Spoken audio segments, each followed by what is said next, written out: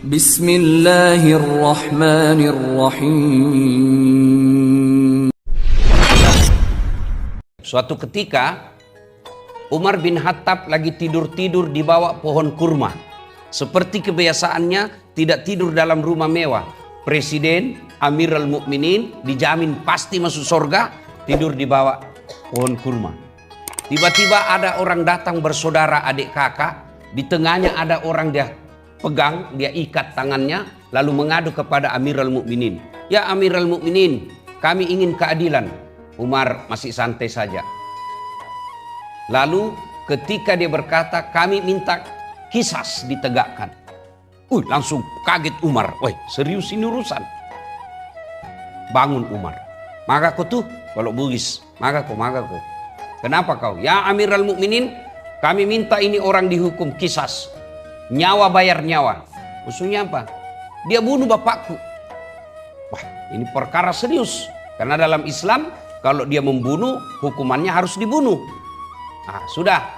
Amirul Mukminin tanya, yang di tengah. Kalau bahasa hukum kita yang tersangka. Betul dia bilang ini? Betul ya Amirul Mukminin. Kenapa kau bunuh tahu bapaknya? Begini, saya ini kepala desa. Tentu di Makkah bukan kepala desa namanya. Pemimpin di kampung saya. Saya ada amanah dari kampungku menyelesaikan masalah di Makassar. Kira-kira di gini, Makassar. Saya masuklah ke kantor wali kota. Saya simpan untaku. Begitu saya keluar dari kantor, untaku mati. Saya cari pelaku pembunuhnya.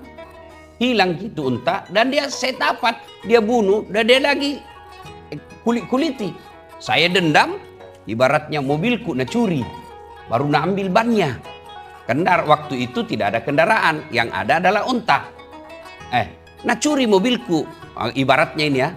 Jangan lagi berpikir berarti ada mobil dulu. Ini supaya gampang kita paham.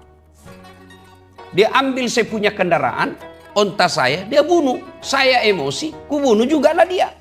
Oh, begitu? Iya. Oh, kalau begitu kau harus melakukan qisas. Kau harus dibunuh juga. Begitu? Iya. Kata ini kepala desa, ya Amirul Mukminin, bolehkah saya kodong kembali dulu ke kampungku? Kenapa? Ini kan saya ada amanah dari kampung, saya mau menyelesaikan sama wargaku. Amanah ini saya harus tunaikan di warga saya. Kata Umar, wah tidak cocok kecuali ada yang mau ganti kamu. Oke? Siapa yang mau ganti? Menjadi penggantinya ini. Jaminan kira-kira ya. Menjamin dia. Siapa yang mau menjamin? Tidak ada yang diantara ini. Tidak, anggaplah kita di sini sekarang. Tidak ada satupun yang angkat tangan. Ada di antara kalian yang mau jadi jaminannya? Artinya kalau dia tidak pulang ini orang kepala desa, kau yang dipotong. Ya kan? Kalau ganti kepala desa, ganti wali kota, ganti, belum mati, ada yang doakan cepat mati. Ini mengganti mati Pak. Ada yang mau ganti? Tidak ada. Ada salah seorang anak muda, dia angkat tangannya. Saya, ya Amirul Mukminin. Orang semua balik. Balik Umar bin Khattab. Jangan kau main-main. Perkara serius ini. Saya siap, ya Amirul Mukminin. Jangan.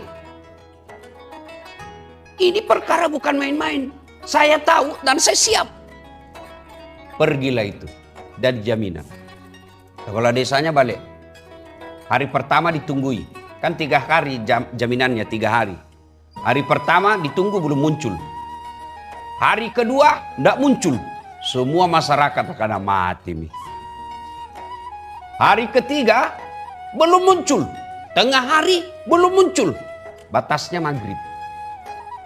Kalau kita di Makassar, di Bugis, matin salmo. Agatomu bicalo masele de musengi. Kenapa tongko pigi talekang pigi ganti ini orang aku ndak kenal. Begitulah kira-kira bahasa pada zaman itu. Menjelang maghrib tiba-tiba dari kejauhan berteriak, tunggu. Saya balik. Kenapa ada bilang? Itu onta saya pakai, onta tua. Tidak bisa lari, kupaksa malah jatuh. Makanya saya terlambat. Begitu, iya. Lalu saya datang untuk mengganti. Terjadilah dialog yang sangat spesial. Kata Amirul Mukminin, kenapa kau mau balik? Kenapa kau balik? Karena apa? Dengar jawabannya. Kenapa kau balik? Nah, ada kesempatanmu lari. Apa? Dengar jawabannya. Saya balik karena saya tidak mau orang mengatakan tidak ada lagi orang Islam yang bisa dipercaya. Lalu semua sahabat berkata, Allahu Akbar, Allahu Akbar. Umar balik ditanya. Salman Al-Farisi ditanya Tonseng, kenapa Tonseng kau mau jadi jaminan? Nah, kau tidak kenal ini orang. Dengar jawabannya Salman Al-Farisi.